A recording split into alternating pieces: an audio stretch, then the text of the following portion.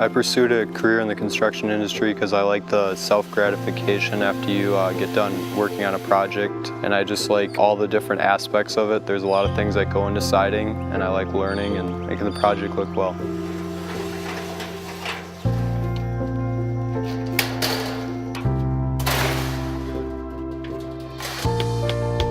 I went to CVTC for 9 months for residential construction. Kind of went through all the basics to print reading and light framing, and we actually sided a house with vinyl. And through the school, they actually, part of the tuition fee, we got a whole array of tools that I actually get to implement here, which is really cool.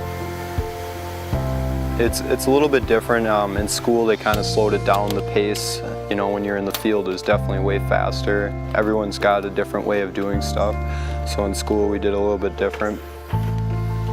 Definitely being on the job and applying it, I learned a lot faster. I'll tell you right now that anyone needs to come over this way. Yeah, I love working for Lindus Construction. There's great people all around. They really care for you, safety-wise. They're really big on that, and I like that. It shows that they care a lot. It's a great company to work for.